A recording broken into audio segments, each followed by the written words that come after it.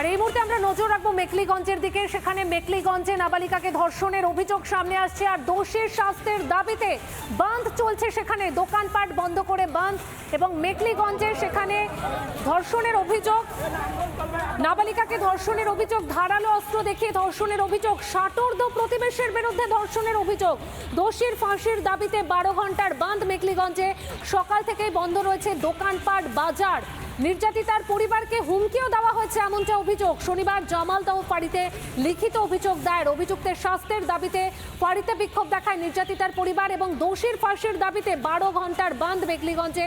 সকাল থেকেই বন্ধ রয়েছে দোকানপাট। অর্থাৎ আবারও প্রশ্ন, এ রাজ্যে মেয়েরা আদৌ সুরক্ষিত? নারীদের কোনো নিরাপত্তা রয়েছে? কারণ বিভিন্ন জেলা থেকে প্রায় প্রত্যেক দিনই ধর্ষণের ঘটনা, মেয়েদের ওপরে নির্যাতনের ঘটনা সামনে আসে। মেখলিগঞ্জ, সেখানে নাবালিকাকে ধর্ষণের অভিযোগ আর ধারালো অস্ত্র দেখিয়ে ধর্ষণ করা হয়েছে এমনটাই অভিযোগ। ষাটোর্ধ্ব প্রতিবেশীদের বিরুদ্ধে ধর্ষণের অভিযোগ, ষাটোর্ধ্ব প্রতিবেশীর বিরুদ্ধে ধর্ষণের অভিযোগ রয়েছে।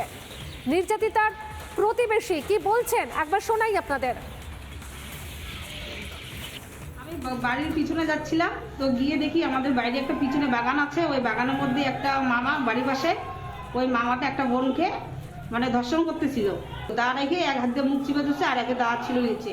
তো আমি গিয়ে ওর জামা খোলা দূরে সরাই, আমারকে পা হাত ধরে মাপ চাচ্ছিল।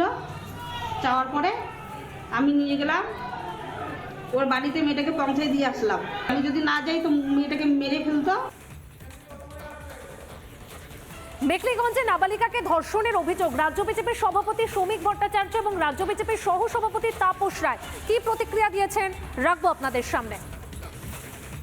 কোনো মানসিক বিকৃতি, কোনো অসুস্থ মনস্কের কাজ, কোনো ধর্ষকামী মানুষের এই ধরনের আচরণ, এগুলো তো কোনো রাজনৈতিক দল সরাসরি তাদের এজেন্ডায় থাকে না। তবে ভোট পরবর্তী হিংসায় তৃণমূল কংগ্রেসের ছিল, তো এগুলো তৃণমূলের এজেন্ডা হতে পারে। কিন্তু এ ধরনের ঘটনা বাড়ছে সমাজে। এর জন্য যেরকম সমাজবিজ্ঞানীদের, মনস্তত্ত্ববিদদেরও চিন্তাভাবনা করা উচিত, একই সঙ্গে সমাজের সমস্ত মানুষের চিন্তাভাবনা করা উচিত। প্রত্যেকটা অপরাধী মনে করে এই সরকারটা তাদের, এবং পুলিশ কিছু করতে পারবে না, যদি ভয়মুক্ত হয়ে যায় তাহলে আরো বিপজ্জনক।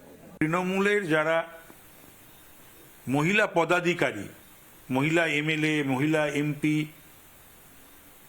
মহিলা মন্ত্রী, তারা কি তাদের বিবেক এবং মেরুদণ্ড তারা কি বিসর্জন দিয়েছেন না বন্ধক দিয়েছেন?